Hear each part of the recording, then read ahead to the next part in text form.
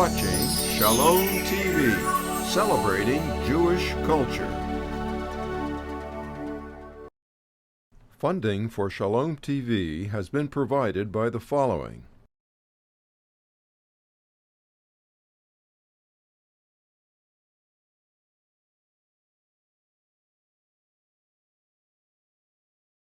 And by viewers like you. This is the hope.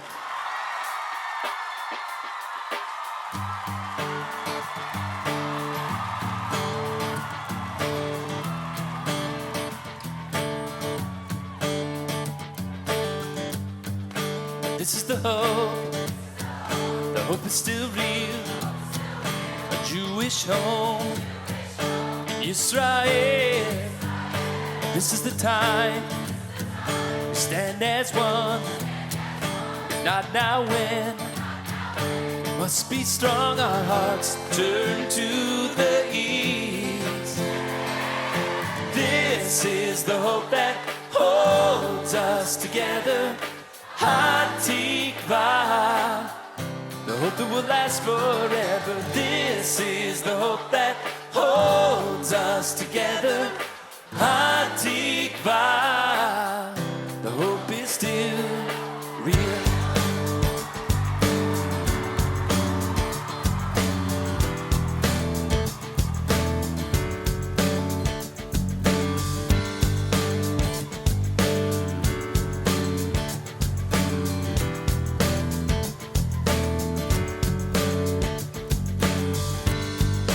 This is the hope.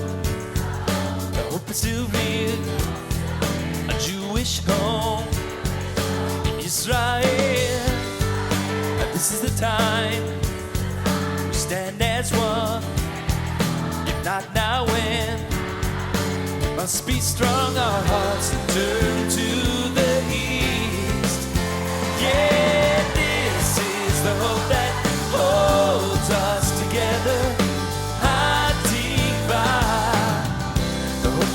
Forever, this is the hope that holds us together. Hatikvah, the hope is still real. So I have an extraordinary opportunity to sit with a very creative, wonderful human being who is making music all over America for the Jewish community and really for the community at large. His name is Rick Recht. First of all, thank you for joining us on Shalom TV. Great to be here. It is wonderful to hear you. You know, I've seen your videos, I've heard your CDs, and now I get to sit with you. Before you play some music for us, I want to know something about you. Okay. How in the world does Rick Recht become? What's your background, first of all? You grew up in St. Louis, I know. Yep. In what kind of Jewish home? My mother was from an Orthodox background. My father from a pretty much a non-observant Reform background, and we ended up. I was raised in a conservative household. Did you have Shabbat at home? We did, and I grew up at a congregation called Traditional Congregation, which was sort of a conservadox kind of congregation, and it was really wonderful. And Kashrut in your home? Yes. Yeah. Okay. So you grew up in a traditional observant home? Yeah, pretty observant. And Talmud Torah? No, just Hebrew school. Okay. And I had my bar mitzvah in Israel at the Wall, which was really my mother's dream. Even before I was born, my parents were saving their money for that experience. Wonderful. So for her grandfather, who was a Zionist who had never made it to Israel, so that was came with you. No, he didn't make it. He passed on long before I was born. Sorry, and it was my mom's dream to have my bar mitzvah there in his honor. Rick, do you have any siblings? I don't. I'm it. Okay, so when you go over at the Wall, who goes with you? Your mother, father, anybody else?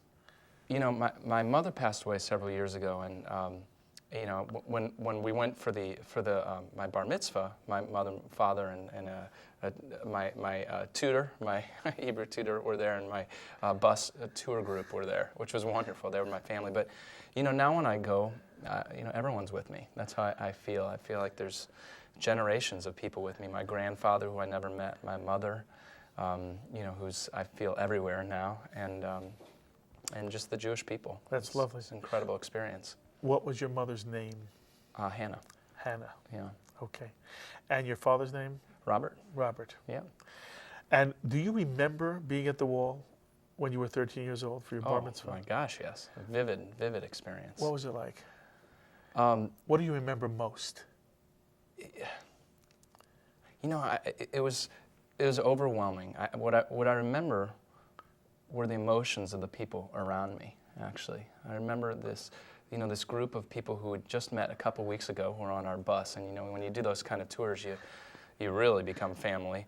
And I just remember we had positioned ourselves right in a corner so that we could be near the women and the men. I was almost surrounded by love and tradition, and we had met the rabbi the night before, Lubavitcher rabbi, who was a sweetheart, and I just remember davening and then walking with the Torah into the area, the catacombs behind, and it was just a really powerful experience. I just have a lot of feelings, a lot of memories of images, but mainly of emotions, of love. My mother looking over the mechitza there, yes. Leaning over and looking at me, and just the pride in her eyes. I'm so happy for you. It sounds extraordinary. Yeah. Very often, 13-year-olds are just too young to appreciate the experience. Mm-hmm. They have a feeling, but you seem to have gone beyond that and it seems to have made an impact in your life as a whole. So. Well, my bar mitzvah was not just an event in my life. It was something that, really since I was a little kid, my mom was talking about it. I knew I was going to Israel for my bar mitzvah from the time I was, understanding and comprehending, probably around 5. So it was sort of woven into my character and expectations, that this was, going to be part of my life. So when I arrived there, it was really just part of my life rather than a one-day event, or a family gathering for that matter, because there were so few people from my family or my friends there that it was really, about something that had been planted a long time ago. Beautiful. After your bar mitzvah, do you continue in any kind of formal Jewish study or Jewish work? It's interesting. I went to shul each week. I went to Minyan, and I would daven with these old men. It was just me. My father would drop me off at shul. And, to this day, I wonder what drove me. Is maybe the lox and bagel and cream cheese afterwards? And I'm not sure. But, for about a year, I did that. And then I joined NIFTY, a Reform youth group at a neighboring congregation, maybe a year after that. About 14, 15 years old? Exactly. And two girlfriends of mine dragged me there. And it was wonderful. I remember they were having a Havdalah ceremony, and after service, and after the service, everyone was hugging, and there was beautiful music, and it really painted a view of Judaism that was so relevant to me at the time, and it was sort of a rebirth for me, a completely different vision of Judaism than I'd been raised with. The not Reform, but youth group oriented is what stuck out to me. The idea that music, Judaism, affection, all of these things were part of being Jewish, and I was hooked. Mm-hmm. And at what point does the guitar become an important part of your life? Guitar became an important part of my life, I think, before I even started playing guitar, actually. Why? When I was 5, I idolized Elvis Presley, and I would spend a lot of time combing my hair back and dancing around with the broom, and my parents got me a little ukulele that I could bang up, and so by the time I was 8, and started actually taking guitar lessons, I was ready. I was ready, and I started taking guitar and started songwriting at actually almost the exact same time, which I think was a big motivation for me to continue playing guitar. And how old were you? I was 8. 8 years old. You're playing and you're songwriting. Yeah. I'm an only child, so I would. My parents used to take me on these long family trips. We'd drive out to the West Coast, and for days and days. They'd pack the back seat way up high, and I'd be up, jacked up way, like up to the ceiling in the back seat with the dog in the back and my guitar. And that was what I had to do, write songs in the back. And then I got this beautiful feedback, from friends and family when I'd play at family get-togethers at holidays. It was always Ricky, would play the 4 questions, Ricky. Play this, play that. The Hanukkah tunes, and that's what kept me going. It was wonderful, and I think that's big part of my inspiration today. What I like to share with Jewish youth is to, so many kids, so many teens are playing guitar and playing instruments, and just to make the connection between Judaism and music for them, it enables them. It gives them the tools to start participating in Jewish life. It's just like igniting a fire. It's quick. Rick, isn't it amazing how music can bond people together? It really is. It really is. For me, music is what, in many ways, brought me back to Judaism. It painted a relevant picture for me, and music was the language that I could speak. I wasn't sure. I had a strong Jewish identity, but as of maybe 10 years ago, I wasn't sure what my connection was with the Jewish world. But when I found that playing guitar and singing was a perfect avenue for communicating with other Jews, a perfect avenue for teaching, and an even better avenue for learning, that was it. Very, very good. Where did you go to college? I went to USC, Southern California. Oh. Yes, I was a Trojan. Were you a hippie? No, I don't think so. Okay. And did you stay with music while you were at USC? I studied business and communications, but almost the whole time I was at USC, I was playing in a band and playing around Hollywood and traveling around California and playing. But not necessarily Jewish? No, not Jewish at all. Okay. Yeah. You graduate, and where do you locate after that? I actually stayed out in Los Angeles. I went to Music Institute in Hollywood afterwards. I worked at Capitol Records for a few months as a secretary, which I didn't like doing. And I decided to go to music school because I wanted to learn the language of music better, so I could speak better and write better songs. So I did that. It was a year-long program. Where? Music Institute in Hollywood. And I finished, and I moved back to St. Louis and started traveling around the country, opening for regional and national bands, driving around in my Chevy Lumina minivan, the ones that look like dustbusters. I would drive around, and I was like that guy parking in the truck stops with 18-wheelers, 18-wheeler, 18-wheeler, 18-wheeler. And then? Lumina, 18-wheeler, 18-wheeler, and it was really exciting. I was in my early 20s. But still not Jewish? No, not okay. Jewish. At what point does your music take now a formal Jewish turn that is now not only a signature for you, but a passion for you? It all actually happened at once, and it was a complete accident, or as I really like to think of it, as just a universal push. I was just, this is my new direction, and I didn't realize it. I never could have. It's nothing that I ever dreamt of at all. But I was traveling full-time with my secular rock band, and I had a guitar student who was a director of a conservative Jewish day camp in St. Louis. And she had taken me from me for about a year or so, and she kept saying, how much she wanted me to be a song leader. And I'd never worked with Jewish kids, never worked with kids, didn't know any Jewish music really, and I was in a rock band, and so it wasn't really attractive. But I ended up taking off the summer for a completely different reason, and I needed a job, and she offered again, and I took the job, and it was just an incredible epiphany for me. Within a few days, I felt a draw, a purpose in my body, for working with Jewish youth, and this incredible medium of Jewish music as a way to learn Judaism. I realized that I was a teacher, but all of a sudden I was learning, and it was just on fire. And I started doing all kinds of programs around St. Louis involving music. And then I went back out on the road with my band, actually, and played for a while. And things were successful, but I ended up giving the band notice and built a studio in my home and recorded our first Jewish album. And my guitar student, the director of that Jewish day camp, is my wife now. Wow. So, what is her name? I always say Elisa is Elisa. her name, and I always say Elisa got me into all this, and she's my partner in everything that I do. That's wonderful. Yeah. How long have you been married? 6.5 years. That's wonderful. Yeah.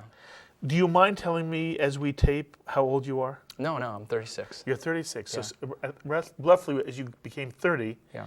Elisa sort of opened this world to you. Yep.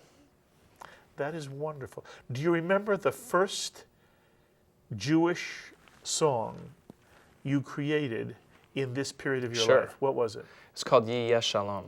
Yeh Shalom. Yeah. There will be peace. Yeah, I remember sitting down with Elisa during one of her guitar lessons, and I knew that camp was coming soon. I had my Debbie Friedman book out, and I was memorizing every song I could possibly do. And we should, Debbie Friedman is also a wonderful musician she's who wonderful. teaches through Jewish music. Yeah, and so I'm trying to and I'm not a good memorizer of lyrics, so I procrastinate, and a lot of times I procrastinate by just writing. It's almost faster to write my own song. And during her guitar lesson, I said, "Well, you want to hear this?" And she said, I played it, and she said, "Well, Rick, if you did this kind of thing." Now, mind you, I hadn't even started Song Week my first day. She said, "You could be big in the Jewish world." She said, when I was a kid, she went to Ramah, right? And she said, Craig Taubman used to come around, and he wore leather pants, and it was really cool. And she said, "You could do the same kind of thing." And I said, "Okay." I didn't know who Craig Taubman was at the time. Another Jewish artist. Rick is an extraordinary musician. We show you some of the things he does with people.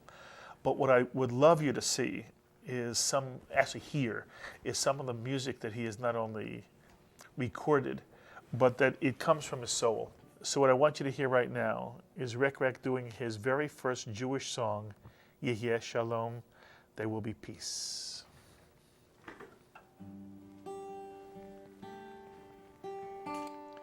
Yeh Shalom, Yeh Shalom ba'olam, Yeh Shalom, Yeh Shalom. כשאנחנו שומעים אחד את השני, כשאנחנו מבינים אחד את השני, כשאנחנו אוהבים אחד את השני, יהיה שלום, יהיה שלום בעולם, יהיה שלום, יהיה שלום. כשאנחנו מאמינים השונה הוא יפה, כשאנחנו מאמינים שכולנו משפחה אחת, יהיה שלום, יהיה שלום בעולם, יהיה שלום, יהיה שלום, יהיה שלום, יהיה שלום בעולם, יהיה שלום, יהיה שלום. Oh, that was lovely. That was the very first thing you ever wrote of a Jewish nature. That's lovely. Do you remember how it came to you? I was really thinking about youth at the time, and I was thinking about simple ways of presenting Hebrew and of presenting what Judaism is all about. So I wanted to have, and then I started thinking about Bob Dylan and how he used very simple phrases with repetition, where he would just plug in, how many times must a blop, blop, blop, before you can call him a man, how many blank, blank, blank. And so that's sort of where the concept came from, sort of the idea, almost like a jingle would be written. And I think that the topic came just at the time, because it's, part of Judaism that just really draws me in, that feels very, very meaningful to me, is the concept that we each have this ability to make a difference in the world, and the difference ultimately that we all want to make and should want to make is peace. May I ask you, if you had to encapsulate, summarize your sense of what the Jewish tradition teaches us and what you love, A, your music, and B, the Jewish tradition to really resonate inside human souls, how would you articulate it?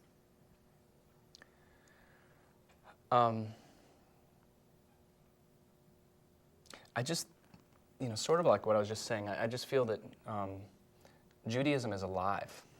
Judaism isn't just a book, something that was written. It's alive. It's progressing. It still has such tremendous meaning for us now and our future. It's alive. It's like a human mechanism, and it's a guide for us. The Torah is, in many ways, a guide for us to live lives in the fullest possible way. And it empowers us to be the best human beings that we can be in our very, very short time on earth, and to appreciate what we have, and to make a difference. And that's what I think of when I think of Judaism. Mitsuyan. That is perfectly and beautifully said. You did your own melody to one of the great Jewish folk songs, Hine Ma Tovu Manayim. Can I impose upon you to do that for me? Sure. And this is Rick Recht's Hine Ma Tovu Manayim.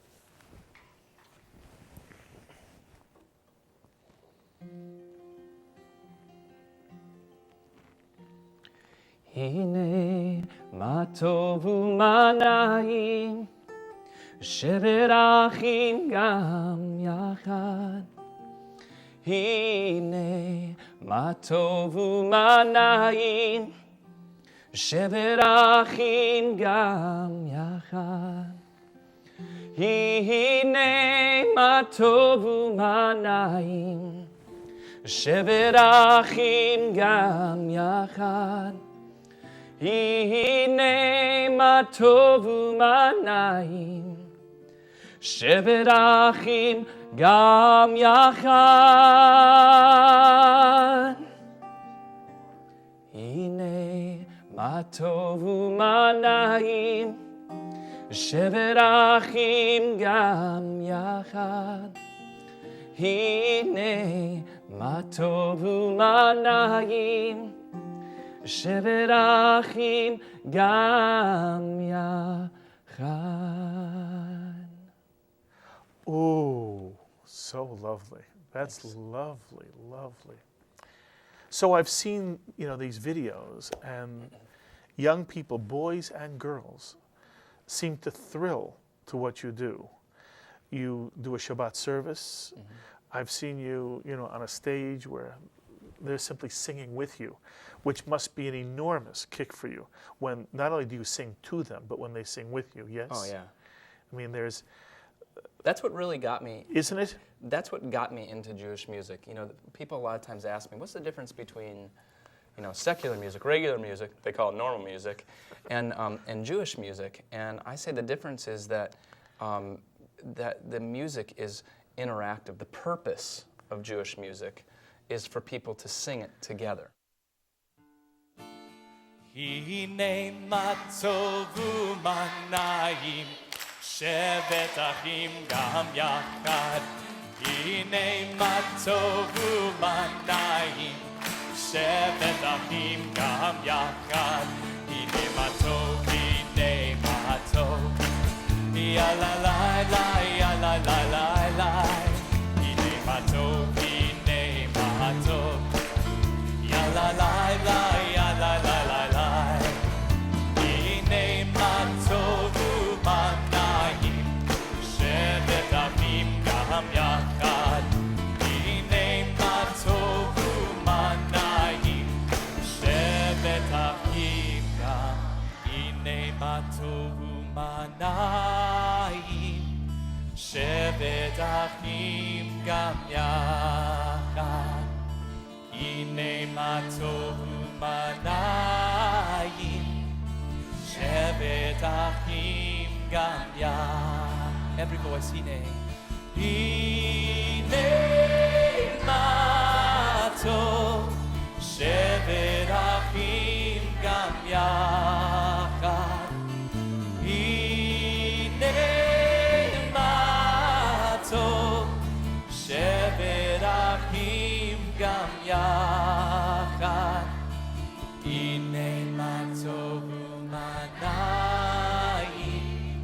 shevet achim gam yachad. Hine ma tov umanayim shevet achim gam yachad. Hine atov umanayim shevet achim gam yachad. Hine atov umanayim shevet achim gam yachad. Hine matov umanayim shevet achim gam yachad. Hine matov umanayim shevet achim gam yachad. Hine matov umanayim shevet achim gam yachad. Hine matov umanayim shevet achim gam yachad. Hine matov umanayim shevet achim gam yachad. Hine matov umanayim shevet achim gam yachad. Just voices, just your voices. Hine matov umanayim shevet achim gam yachad. Hine matov umanayim shevet achim gam yachad. It's not just to listen. So when people ask me, what I'm trying to accomplish when I get on stage or wherever I happen to be singing, and what I'm trying to do is to be a liaison to help people sing together. And the best moment in the world is when I can't hear myself anymore. That's the best, and I think that's what teens and but not just teens, any age connects with. Mm-hmm. But particularly teens, because they're used to that kind of. They need that kind of possibility that they can come physically close to each other and emotionally close. Putting their arms around each other, jumping up and down. That it speaks to them, and it speaks to me too. Now, you are you came through NIFTY, which is the Reform movement. Yeah. Are you associated pretty much now with non-Orthodox groups? Do you play to all groups? We definitely play to all groups.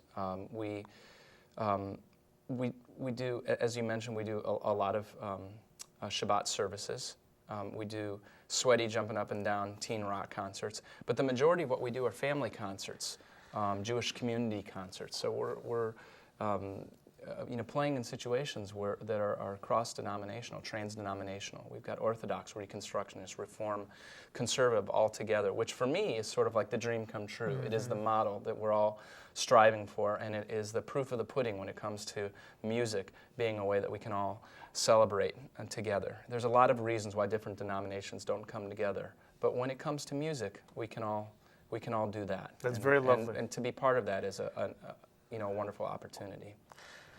Forgive me for asking a crass question. Can you make a living at this? Absolutely, yeah. So you travel all over the country. Yeah, we play about 150 shows a year. Whoa. There's a tremendous need for Jewish music. And what we're really saying is there's a tremendous need for Jewish education. What we're really saying is that there's a tremendous need to make Judaism relevant.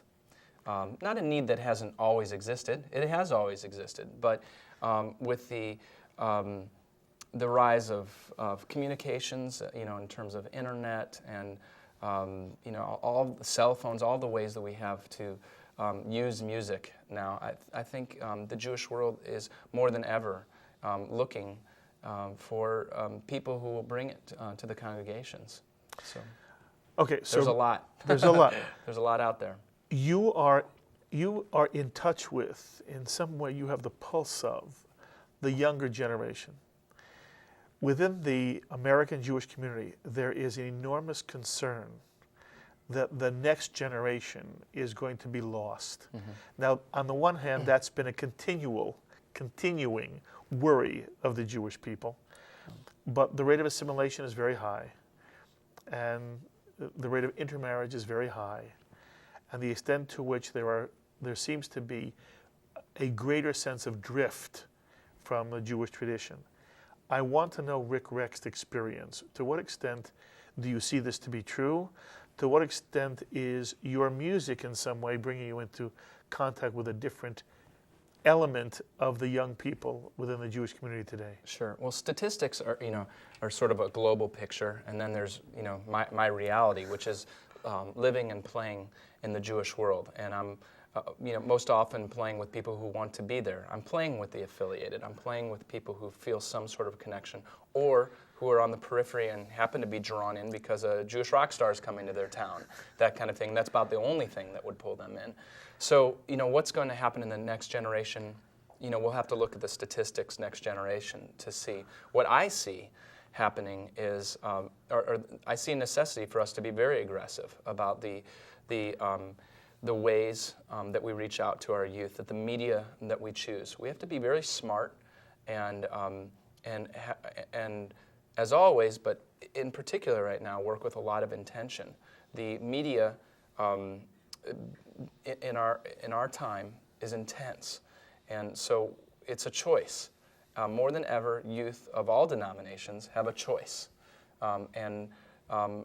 If we create in the Jewish world media and forms of education, forms of relevance and excitement about Judaism that are equal or greater than the other media that they're receiving and that they're bombarded with in their daily lives, then there will be Judaism in the next generation and generations to come. I meet with a lot of teenagers, a lot of youth directors, a lot of religious school directors who are brilliant, and they give me so much excitement and passion for the next generation.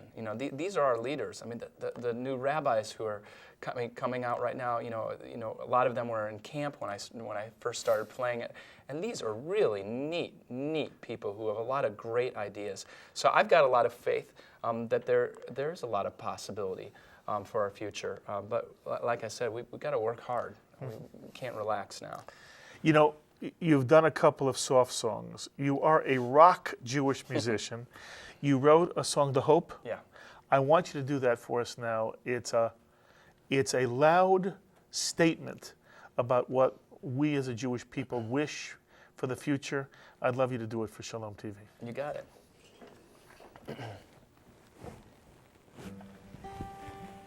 This is is it okay if I introduce it? Absolutely, Yeah, please do. This is a song about Israel and about our hopes for the future of Israel, about our sense of responsibility and strength that we can always create a homeland for Jews, not just in Israel, but also right where we are, wherever we are, the importance that we should always have a place to sing and to celebrate and to pray together, to do whatever it is that makes us feel and be Jewish. This is the hope.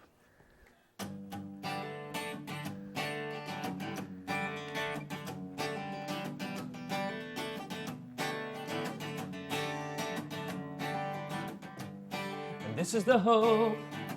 The hope is still real.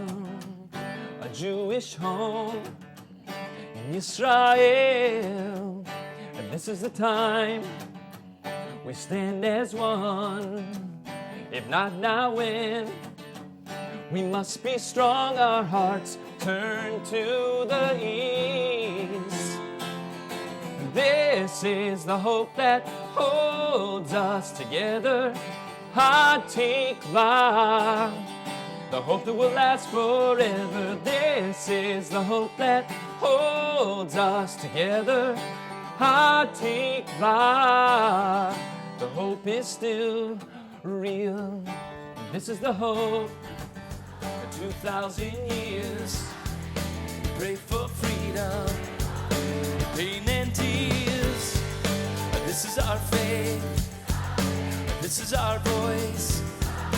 This is our promise. This is our choice. Our hearts turn to the east. Yeah, this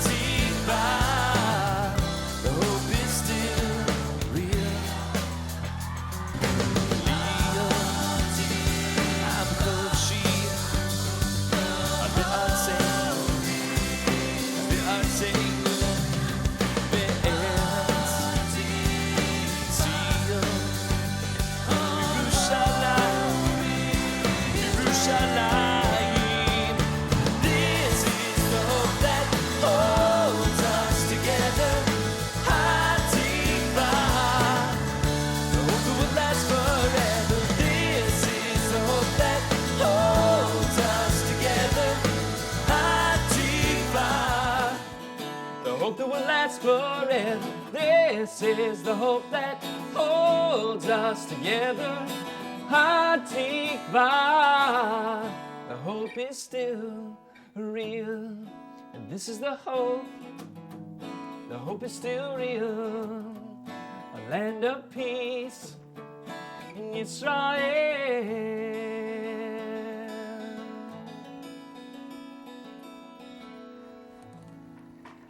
That was gorgeous. Thank you. Gorgeous. It has been wonderful talking to you about your music, about yourself, about what you dream for yourself and what you dream for the Jewish people and the gift you give. When you came on, we did not talk about this. We did not plan this, but I'm going to ask him anyway. So there may be some people watching who would love you to come to their community. Okay? How do they get in touch with you? We have a website. It's called rickrecht.com, creatively named rickrecht.com. and that's the way people hear about what's going on with us. And you're willing to travel anywhere? Oh, yeah. We play all over the country. Do you do private parties too? We sure do. So you do synagogue groups, and you do conventions, and you do as well private parties? Sure. Anybody who would have you with them to hear your music and to get to know you, you're a lovely, lovely human being. And you know, sometimes rock stars, even Jewish rock stars, are full of themselves. You're full of your music, and it's a lovely, lovely thing about you. And I've been privileged to meet you. I hope you will stop by Shalom TV very, very many. Anytime you, I'm just going to have you keep coming in, holidays and things of that nature. Great. And it's really, I wish you kol tuv v'hatzlacha, just, you know, forever. You keep making music and making statements of goodness for all of us. I thank you. Rick Recht. Thank you so much. You're well. A genius.